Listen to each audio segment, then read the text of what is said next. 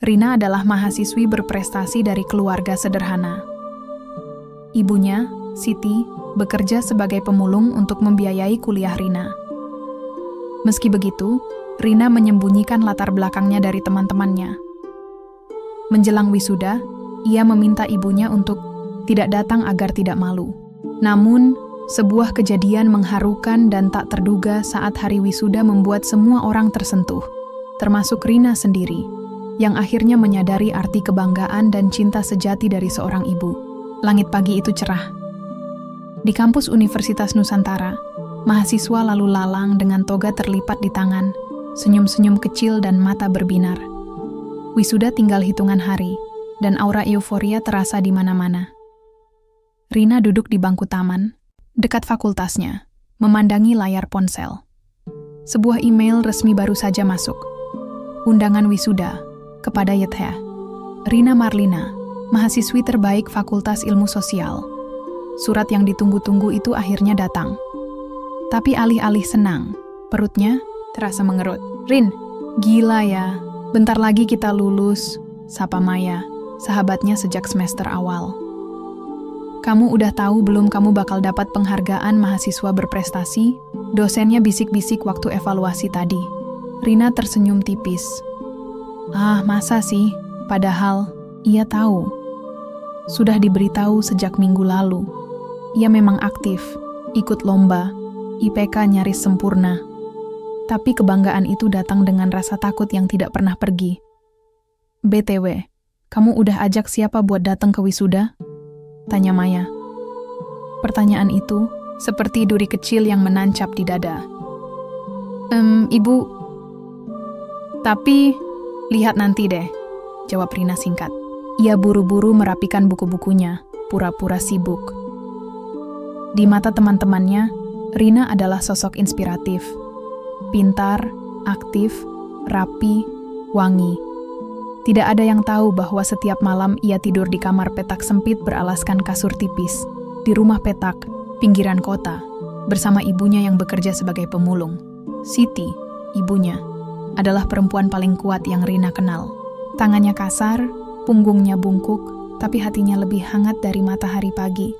Setiap subuh, Siti akan menyusuri jalan-jalan kota dengan gerobak kecilnya, memunguti kardus, botol plastik, dan kertas bekas.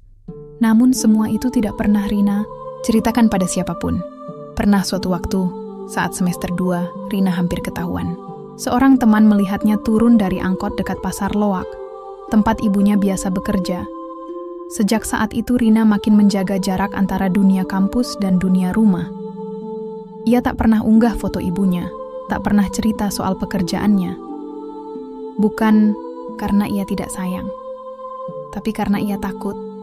Takut teman-temannya menjauh, takut dosen-dosen memandang rendah, takut semua jerih payahnya dianggap tidak cukup modern untuk dunia akademis yang penuh penampilan.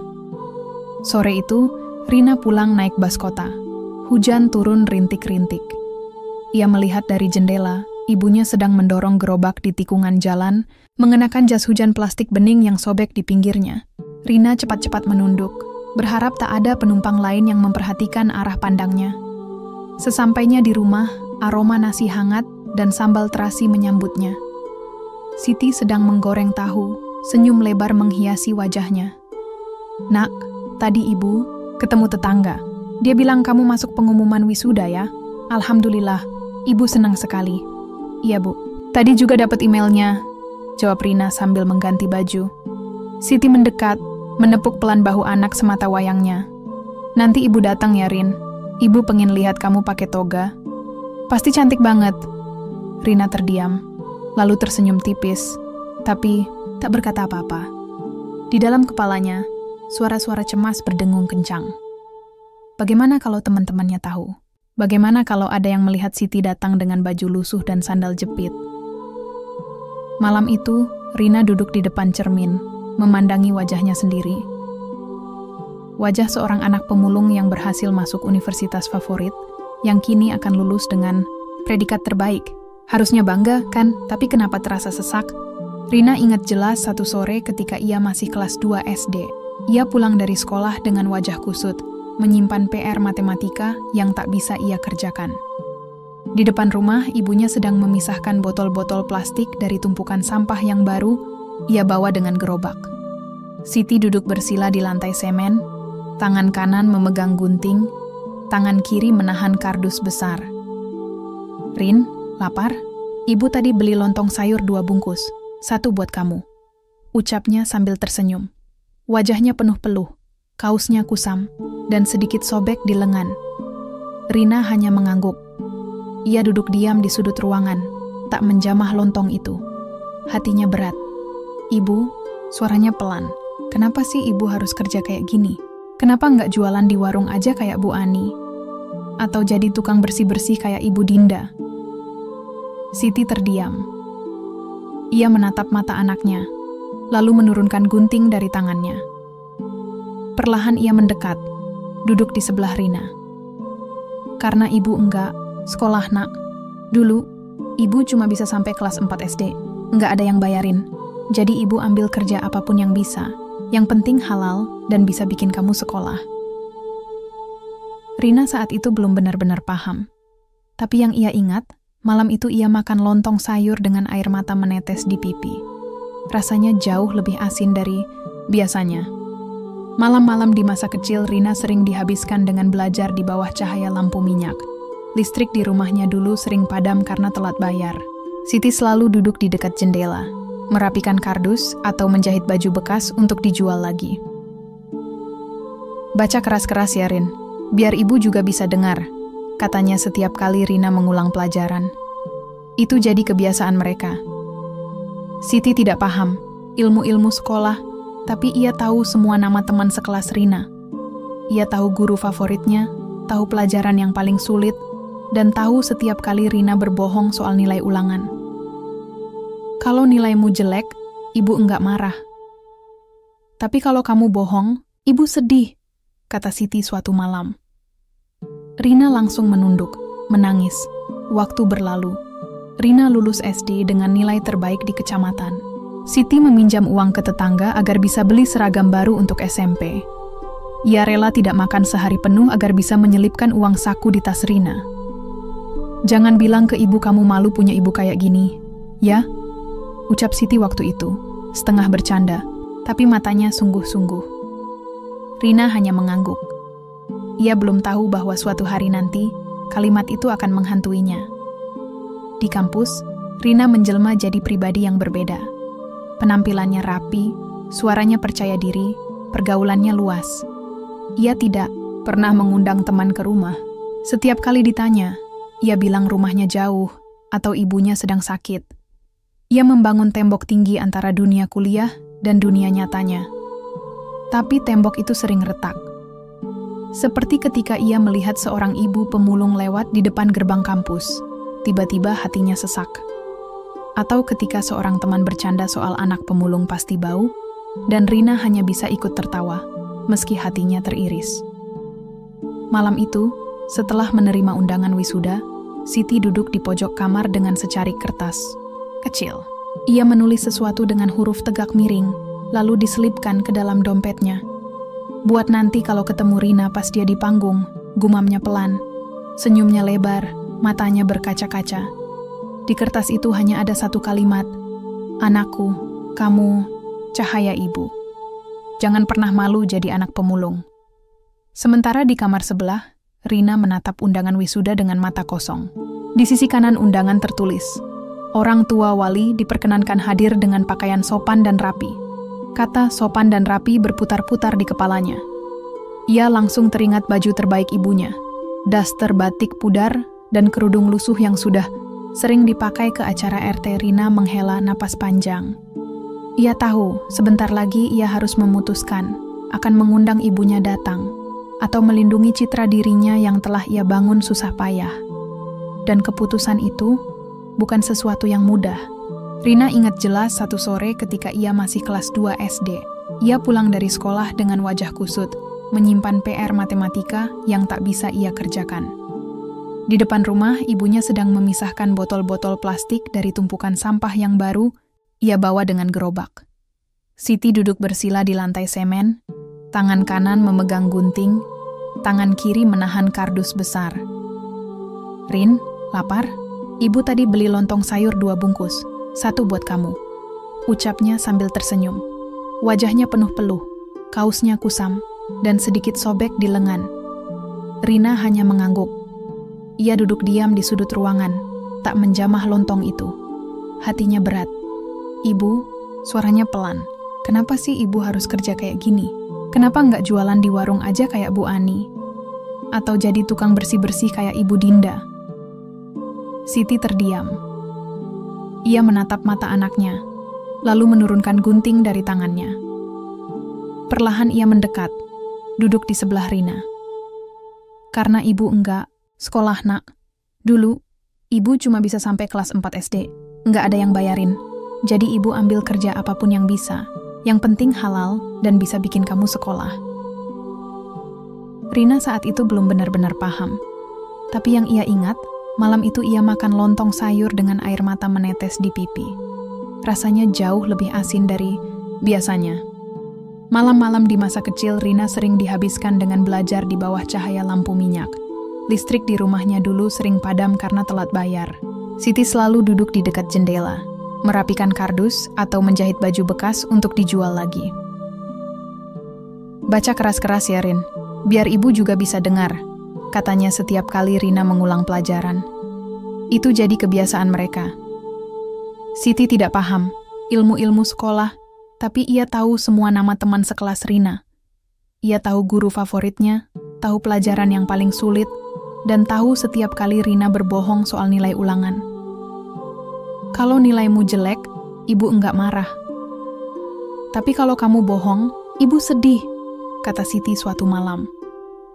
Rina langsung menunduk, menangis. Waktu berlalu. Rina lulus SD dengan nilai terbaik di kecamatan. Siti meminjam uang ke tetangga agar bisa beli seragam baru untuk SMP. Ia rela tidak makan sehari penuh agar bisa menyelipkan uang saku di tas Rina. Jangan bilang ke ibu kamu malu punya ibu kayak gini, ya? Ucap Siti waktu itu, setengah bercanda, tapi matanya sungguh-sungguh. Rina hanya mengangguk. Ia belum tahu bahwa suatu hari nanti, kalimat itu akan menghantuinya. Di kampus, Rina menjelma jadi pribadi yang berbeda. Penampilannya rapi, suaranya percaya diri, pergaulannya luas. Ia tidak pernah mengundang teman ke rumah. Setiap kali ditanya, ia bilang rumahnya jauh atau ibunya sedang sakit. Ia membangun tembok tinggi antara dunia kuliah dan dunia nyatanya. Tapi tembok itu sering retak. Seperti ketika ia melihat seorang ibu pemulung lewat di depan gerbang kampus. Tiba-tiba hatinya sesak. Atau ketika seorang teman bercanda soal anak pemulung pasti bau, dan Rina hanya bisa ikut tertawa, meski hatinya teriris. Malam itu, setelah menerima undangan wisuda, Siti duduk di pojok kamar dengan secarik kertas kecil. Ia menulis sesuatu dengan huruf tegak miring, lalu diselipkan ke dalam dompetnya. Buat nanti kalau ketemu Rina pas dia di panggung, gumamnya pelan. Senyumnya lebar, matanya berkaca-kaca.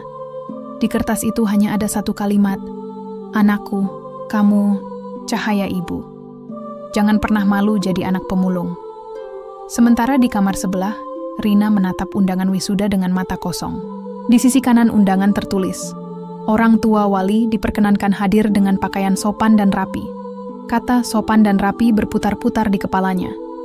Ia langsung teringat baju terbaik ibunya, daster batik pudar dan kerudung lusuh yang sudah sering dipakai ke acara RT. Rina menghela napas panjang. Ia tahu sebentar lagi ia harus memutuskan akan mengundang ibunya datang atau melindungi citra dirinya yang telah ia bangun susah payah. Dan keputusan itu bukan sesuatu yang mudah. Hari-hari menjelang wisuda terasa panjang bagi Rina. Di kampus, suasana semakin meriah, foto prewisuda mulai bertebaran di media sosial, grup angkatan ramai membahas urutan masuk aula, dan para mahasiswa sibuk mencocokkan warna kebaya ibu masing-masing. Sementara itu, Rina hanya membalas dengan emoji senyum atau komentar singkat, seolah semuanya biasa-biasa saja. Tapi hatinya berkecamuk seperti ombak pecah di pantai. Setiap kali melihat foto teman-temannya berpose bersama orang tua mereka, terutama sang ibu, perasaannya campur aduk.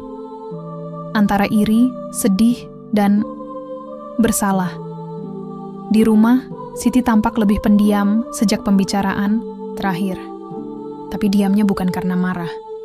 Justru karena ia sedang berpikir keras. Malam-malam ia habiskan dengan duduk sendiri, memandangi foto kecil Rina saat masih TK, pakai seragam lusuh, tapi senyum lebarnya penuh semangat. Ibu nggak boleh bikin anaknya malu, gumamnya. Tapi di sisi lain, hati Siti tidak bisa diam. Sejak Rina kecil, ia selalu hadir di setiap momen penting. Saat lomba mewarnai di kelurahan, saat pawai 17-an, bahkan saat Rina sakit dan hanya perlu didampingi ke puskesmas. Ia selalu ada. Lalu kenapa justru saat momen terbesar dalam hidup Rina, saat ia lulus kuliah jadi sarjana, Siti harus absen? Air mata turun diam-diam di pipinya. Siti lalu berdiri pelan dan membuka lemari tua di sudut kamar. Dari bawah tumpukan sarung dan kain-kain lama, ia mengeluarkan satu plastik bening. Di dalamnya, sebuah kebaya sederhana warna krem yang dulu pernah ia pakai saat menghadiri pernikahan anak tetangga. Masih wangi kamper. Kalau disetrika masih bagus, bisiknya. Di kampus, Rina mencoba mengalihkan pikirannya dengan berbagai kesibukan. Ia ikut gladi bersih, membantu panitia, bahkan rela diminta dosen membacakan sambutan perwakilan mahasiswa.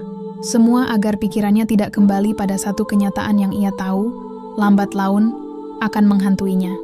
Di kamar kos, undangan wisuda masih utuh di dalam map. 2 lembar. 1 untuk dirinya, 1 lagi untuk pendamping. Ia belum memberikan yang 1 itu kepada siapapun. Maya, sahabatnya, beberapa kali mengajak Rina ikut foto bareng keluarga, tapi Rina selalu menolak. Nanti aja pas hari H, katanya. Singkat. Padahal, ia tahu, tidak ada keluarga yang akan datang bersamanya. Tidak ada tangan ibu yang akan menggandengnya masuk aula. Tidak ada pelukan hangat saat namanya dipanggil sebagai lulusan terbaik. Dan semua itu adalah pilihannya sendiri. Sementara itu, Siti diam-diam menabung. Ia menjual botol-botol plastik hasil pungutan malam lebih awal ke pengepul. Ia menyisihkan uang makan, tak lagi jajan gorengan favoritnya, demi satu tujuan, datang ke wisuda anaknya. Meski Rina tak mengundangnya, ia tahu betul tanggal dan tempat acaranya. Siti bahkan pernah menyelinap ke kampus hanya untuk memastikan lokasinya.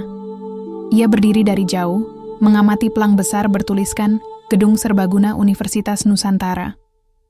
Bagus tempatnya, ucapnya lirih, meski ia merasa tubuhnya kecil di tengah bangunan megah itu. Dalam hati, ia membuat rencana. Kalau Rina nggak mau aku masuk aula, nggak apa-apa. Aku tunggu di luar. Lihat dia keluar pakai toga, sudah cukup. Cinta seorang ibu tak butuh izin. Ia hanya butuh kesempatan untuk hadir. Malam sebelum wisuda, Rina duduk di tepi ranjang kos. Ia menatap jepit rambut pemberian ibunya. Jepit kecil, itu dulu selalu berhasil membuatnya percaya diri setiap kali tampil di depan umum. Kini, benda sederhana itu terasa jauh lebih berat dari gelar sarjana sekalipun. Satu bagian dirinya ingin sekali berkata jujur, mengakui bahwa ia rindu, mengakui bahwa kehadiran ibunya adalah bagian dari kemenangan itu sendiri. Tapi bagian lain masih dihantui rasa malu. Mereka nggak akan ngerti, bisik Rina pada dirinya sendiri. Mereka nggak tahu rasanya jadi aku. Tapi benarkah itu? Atau ia yang terlalu takut membuka diri? Esok harinya, saat mentari pagi baru mengintip, Siti berdiri di depan cermin kecil di rumah. Kebaya kremnya sudah disetrika. Rambutnya disanggul sederhana.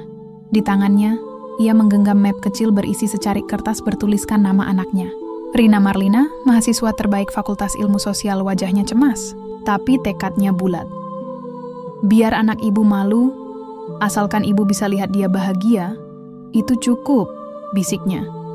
Lalu ia melangkah keluar rumah, dengan sandal terbaik yang ia miliki dan hati yang penuh cinta. Ia tak tahu kejutan apa yang menantinya di kampus nanti. Tapi satu hal pasti, ia tidak akan menyerah untuk mendampingi anaknya, walau hanya dari kejauhan. Pagi itu, langit cerah seolah tahu hari ini hari besar. Burung-burung bernyanyi di atap kosan Rina, dan deru motor memenuhi jalan menuju kampus. Semua orang tampak bersiap dengan wajah bahagia. Semua, kecuali Rina. Ia berdiri di depan cermin, mengenakan toga hitam dan selempang bertuliskan lulusan terbaik Fakultas Ilmu Sosial. Matanya kosong, senyumnya tipis. Di kepalanya banyak yang berisik. Harusnya aku senang, katanya lirih.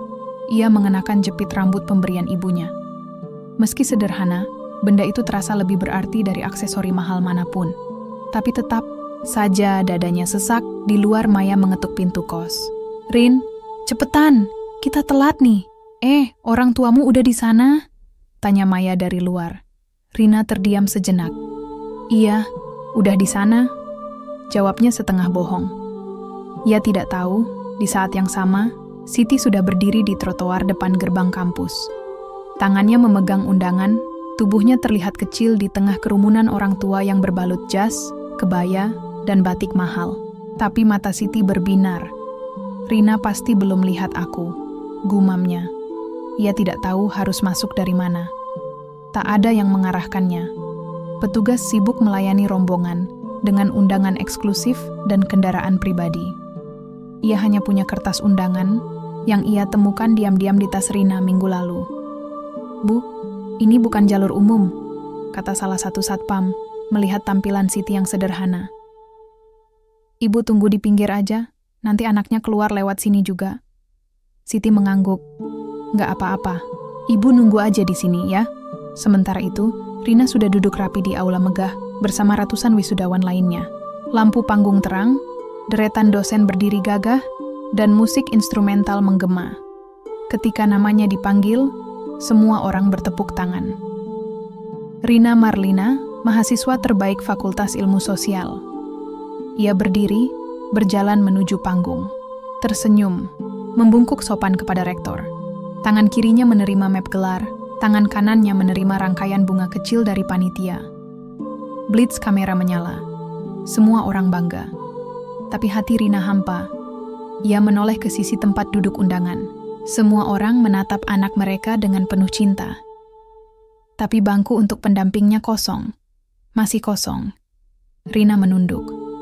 Tiba-tiba, matanya panas. Air mata tertahan. Ia menoleh lagi ke arah kursi itu. Tidak ada siapa-siapa. Dalam hatinya, ia memanggil, "Ibu, aku minta maaf." Di luar aula, Siti masih berdiri di sisi pagar. Panas matahari mulai menyengat, tapi ia tak bergeming. Matanya tertuju ke satu titik. Pintu utama aula. Orang-orang mulai keluar. Tertawa, berfoto, merangkul keluarga. Ada yang membawa bunga, ada yang membawa boneka besar, dan ada yang menggandeng orang tua mereka dengan bangga. Siti menginjak tanah dengan gemetar. "Mana Rina?" bisiknya.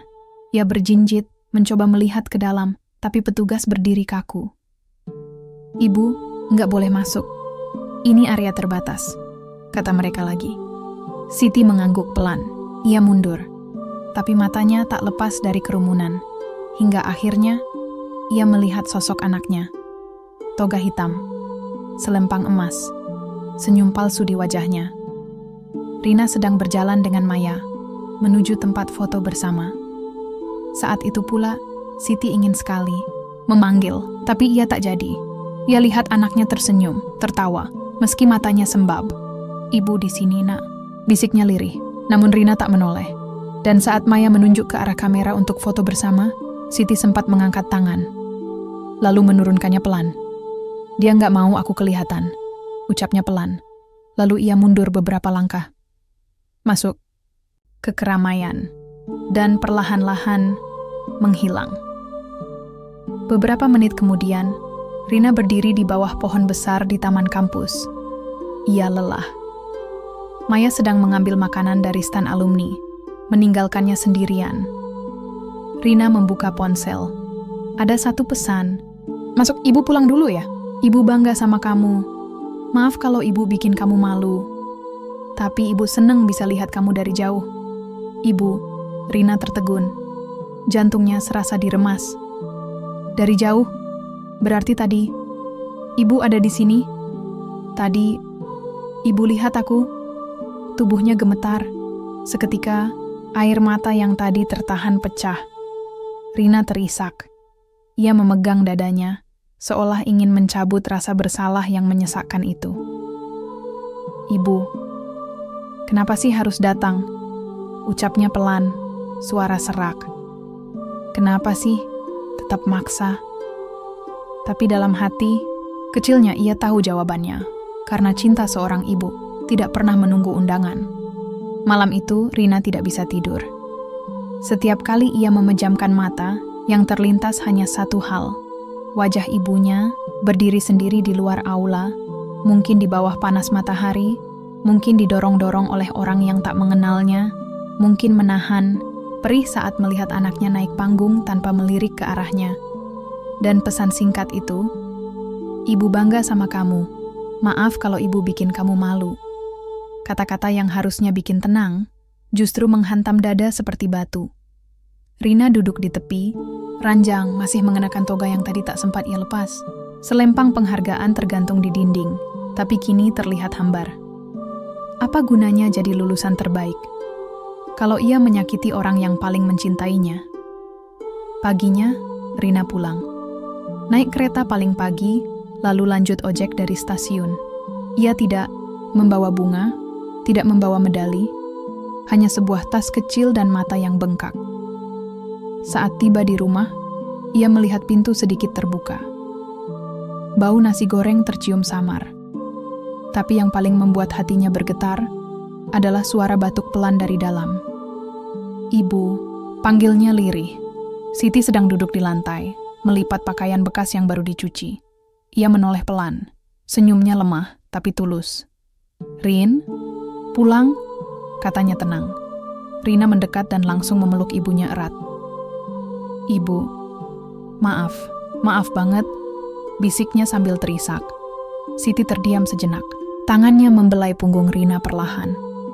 "Kenapa minta maaf, Nak?" tanyanya. Meski ia sudah tahu jawabannya. Aku jahat, Bu. Aku nolak ibu datang. Aku malu, tapi ibu tetap datang, tetap lihat aku. Dari jauh." Air mata Rina kembali mengalir deras. Kali ini tak ada yang ia tahan. "Ibu cuma pengen lihat kamu bahagia," jawab Siti pelan. "Walau bukan dari dekat, walau kamu nggak lihat ibu, nggak apa-apa." "Tapi itu salah, Bu. Aku malah bikin ibu nunggu di luar, sendiri, kayak orang asing." Siti tersenyum tipis. "Rin, kamu besar karena ibu kuat, tapi ibu juga kuat karena kamu. Ibu nggak marah, ibu ngerti. Tapi aku nyakitin ibu. Kadang, sayang nggak harus kelihatan sempurna, Nak. Kamu takut orang nilai kamu dari siapa, Ibu. Tapi kamu lupa. Yang bikin kamu bisa berdiri di panggung kemarin, itu juga karena ibu yang tiap hari dorong gerobak, cari uang buat bayar kuliahmu." Rina tertunduk. "Aku tahu. Dan aku malu.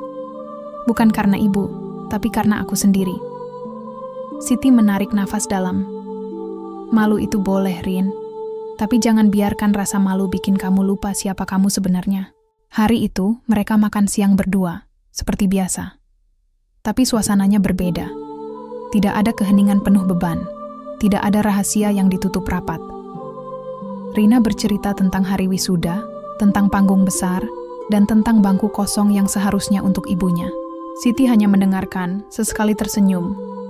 "Sebenarnya ibu sempat mau panggil kamu, tapi ibu takut kamu tambah kecewa." Rina menggeleng.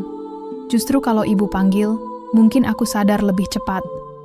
Sore menjelang, Rina membuka tasnya dan mengeluarkan map penghargaan dan jepit rambut. "Ibu yang pantas terima ini," katanya, sambil menyerahkan jepit kecil itu. "Ini bukan cuma karena aku pinter, tapi karena ibu yang enggak pernah nyerah." Siti tertawa kecil.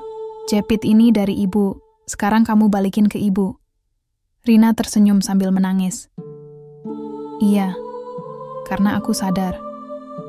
Yang paling pantas berdiri di sampingku waktu aku dipanggil kemarin, itu bukan siapa-siapa, tapi ibu."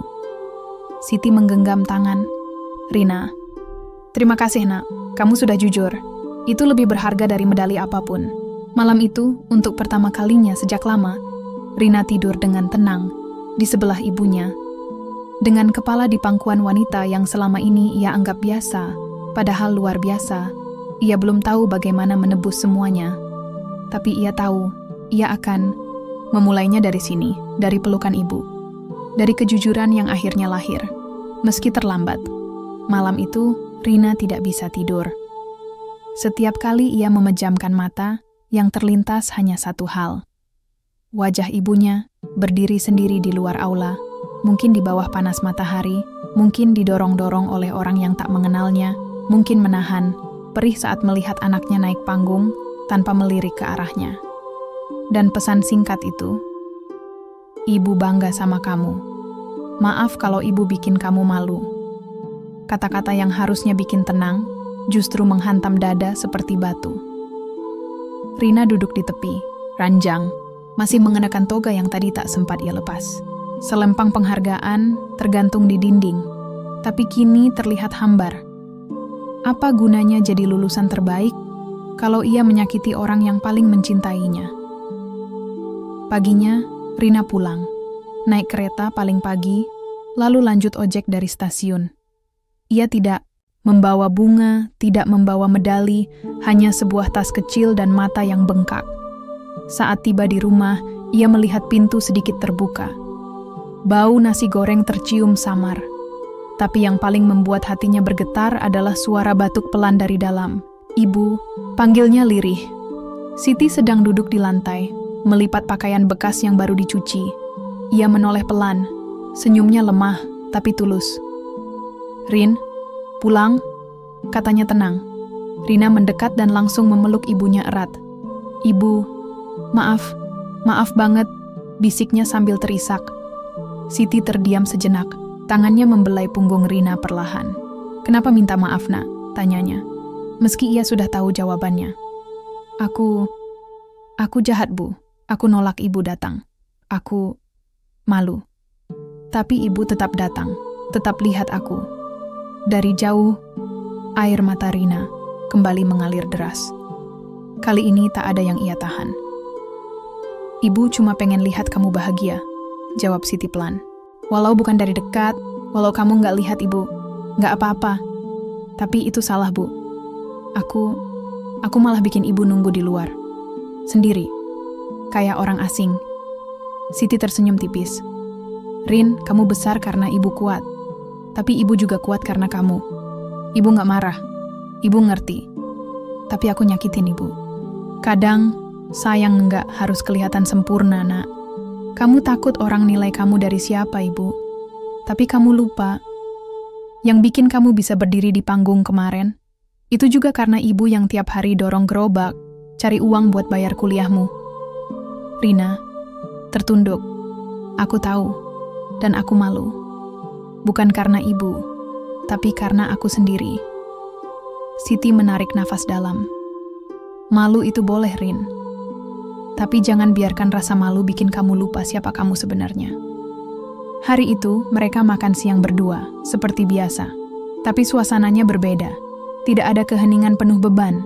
Tidak ada rahasia yang ditutup rapat. Rina bercerita tentang hari wisuda, tentang panggung besar, dan tentang bangku kosong yang seharusnya untuk ibunya. Siti hanya mendengarkan, sesekali tersenyum. "Sebenarnya ibu sempat mau panggil kamu, tapi ibu takut kamu tambah kecewa." Rina menggeleng. "Justru kalau ibu panggil, mungkin aku sadar lebih cepat." Sore menjelang, Rina membuka tasnya dan mengeluarkan map penghargaan dan jepit rambut. "Ibu yang pantas terima ini," katanya, sambil menyerahkan jepit kecil itu. "Ini bukan cuma karena aku pinter, tapi karena ibu yang nggak pernah nyerah." Siti tertawa kecil. "Jepit ini dari ibu, sekarang kamu balikin ke ibu." Rina tersenyum sambil menangis. "Iya, karena aku sadar. Yang paling pantas berdiri di sampingku waktu aku dipanggil kemarin, itu bukan siapa-siapa, tapi ibu." Siti menggenggam tangan. "Rina, terima kasih, Nak. Kamu sudah jujur. Itu lebih berharga dari medali apapun."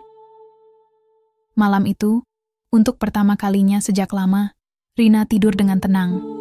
Di sebelah ibunya, dengan kepala di pangkuan wanita yang selama ini ia anggap biasa, padahal luar biasa.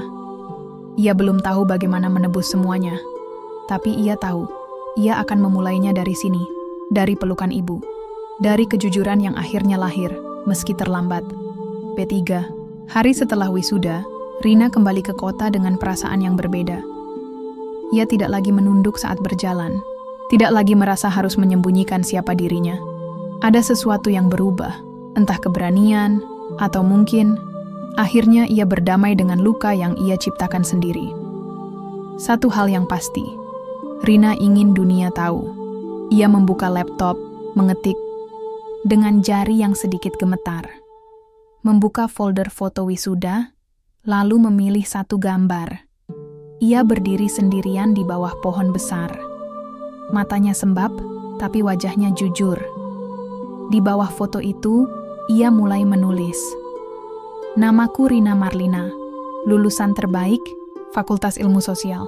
Dan selama bertahun-tahun, aku bangga dengan pencapaian-pencapaianku. Tapi aku tidak pernah cukup jujur tentang dari mana aku berasal. Ibuku adalah seorang pemulung. Ia mengumpulkan botol plastik dari jalanan, malam-malam, saat orang lain tidur. Ia bukan orang yang kalian lihat di barisan depan aula wisuda. Ia bukan yang duduk di kursi undangan mahal. Tapi ia berdiri di luar, di balik kerumunan, hanya untuk memastikan anaknya baik-baik saja. Dulu, aku malu. Takut orang memandangku rendah karena latar belakangku. Sampai aku sadar, justru karena ibukulah aku bisa berdiri di panggung itu. Hari ini, aku ingin berkata, Ibu, aku bangga padamu. Dan aku ingin semua orang tahu, aku lahir dari wanita paling kuat yang pernah kutemui. Rina membaca ulang kalimat-kalimat itu, lalu menekan tombol post di media sosialnya. Ia tak tahu apa yang akan terjadi, tapi ia tahu itu yang benar. Tak butuh waktu lama. Postingan itu meledak. 1 jam, ratusan komentar masuk. Ada yang kagum, ada yang terharu, bahkan ada yang mengaku mengalami hal serupa. Kak, aku juga anak buruh cuci. Terima kasih, udah berani cerita. Rina, kamu luar biasa. Ibumu pasti bangga. Air mataku jatuh baca ini. Terima kasih sudah membuka mata kami. Tak sedikit pula teman-teman kampus Rina yang mengirim pesan langsung. Maaf Rin, aku nggak pernah tahu. Tapi kamu inspirasi banget. Rina menangis. Tapi bukan karena sedih. Untuk pertama kalinya, air matanya terasa ringan, seperti beban lama yang akhirnya dilepaskan. Beberapa hari kemudian, seorang dosen memintanya datang ke kampus. Rina, postinganmu itu menggerakkan banyak orang, kata Bu Farah, dosen pembimbing skripsinya. Kami ingin kamu berbicara di seminar fakultas minggu depan. Tema, kebanggaan sejati dalam pendidikan. Rina terdiam sejenak, hatinya berdebar. Dulu, ia selalu berusaha terlihat sempurna. Sekarang, ia diminta tampil sebagai dirinya yang sebenar-benarnya. Boleh aku bawa seseorang ke atas panggung nanti, Bu? Tanyanya. Siapa? Ibuku. Bu Farah tersenyum. Tentu, itu akan menjadi momen yang luar biasa. Hari seminar tiba. Aula yang dulu jadi saksi bisu rasa bersalah Rina, kini berdiri menyambut sesuatu yang baru. Mahasiswa, dosen, bahkan beberapa alumni hadir. Rina mengenakan blaus putih polos, celana, kain sederhana. Di sebelahnya, berdiri Siti, dengan kebaya krem yang sama seperti saat wisuda. Tapi kali ini, langkahnya tak ragu, kepalanya tegak. Saat namanya dipanggil, Rina menggandeng ibunya naik ke panggung. Ruangan hening. Rina berdiri di depan mikrofon, matanya menyapu hadirin. Dulu, aku takut berdiri di sini sebagai diriku yang sesungguhnya. Tapi hari ini, aku ingin memperkenalkan seseorang yang membuat semua ini mungkin. Ia menoleh ke arah ibunya. Ini ibuku. Namanya Siti, pemulung, pejuang, dan cinta pertamaku. Ruangan meledak oleh tepuk tangan. Siti menunduk malu, air matanya jatuh, tapi senyum tak pernah lepas dari wajahnya. Rina melanjutkan, suaranya mulai serak, tapi mantap. Gelar sarjana ini memang milikku, tapi kehormatan dan keberanian untuk mencapainya datang dari perempuan ini. Setelah acara, banyak mahasiswa yang menghampiri mereka. Ada yang minta foto, ada yang ingin sekadar berjabat tangan dengan Siti. "Ibu keren banget," ujar seorang mahasiswi terharu. "Aku pengen kayak Rina, dan pengen punya hati setegar ibu." Siti hanya tertawa kecil. "Ibu biasa aja, Nak. Cuma pengen anaknya bahagia." Rina menggenggam tangan ibunya erat. Tak ada lagi rasa malu, tak ada lagi sembunyi. Dunia akhirnya tahu, dan Rina akhirnya bebas. Hidup tak berubah dalam semalam. Tapi sejak hari seminar itu, banyak hal terasa lebih ringan. Rina masih gadis yang sama. Ia masih bangun pagi, masih menyeduh kopi sachet favorit, masih mengejar beasiswa pasca sarjana. Tapi langkahnya kini lebih yakin, lebih jujur. Tidak ada lagi topeng, tidak ada lagi rahasia yang menyayat dari dalam. Namanya mulai dikenal. Bukan karena IPK tinggi semata, tapi karena kisahnya menyentuh banyak hati. Beberapa media mengangkat ceritanya. Ia sempat diundang menjadi narasumber di acara kampus, bahkan satu program TV lokal. Dan saat ditanya apa yang membuatnya kuat, jawabannya selalu sama. "Ibuku, Siti, perempuan paling hebat dalam hidupku." Di rumah kecil di pinggiran kota, Siti pun kini punya rutinitas baru. Ia masih memilah sampah, tapi sebagian waktunya kini diisi dengan hal yang tak pernah ia bayangkan. Suatu pagi, seorang ibu dari komunitas RT mengetuk pintu. "Bu Siti, kami dengar dari televisi, boleh nggak ibu cerita tentang perjuangan ibu di acara pengajian minggu depan?" Siti melongo. "Saya? Cerita? Tentang apa?" "Ya tentang jadi ibu hebat." Semua pengen dengar. Banyak ibu-ibu yang merasa minder, pengen belajar dari ibu. Siti tertawa gugup. "Saya ini cuma ngumpulin botol, tapi bisa bikin anaknya jadi lulusan terbaik. Itu luar biasa, Bu." Rina tersenyum melihat perubahan kecil itu. Dulu, ibunya dianggap tak layak masuk aula. Kini, orang-orang mengundangnya bercerita. Bukan karena Siti berubah jadi orang kaya, tapi karena orang lain mulai bisa melihat harta sejatinya bukan di rekening, tapi di hati. Dan Rina pun sadar, kadang dunia hanya butuh satu suara jujur untuk membuka mata mereka yang selama ini tertutup prasangka. Beberapa minggu kemudian, Rina bersiap kembali ke kampus.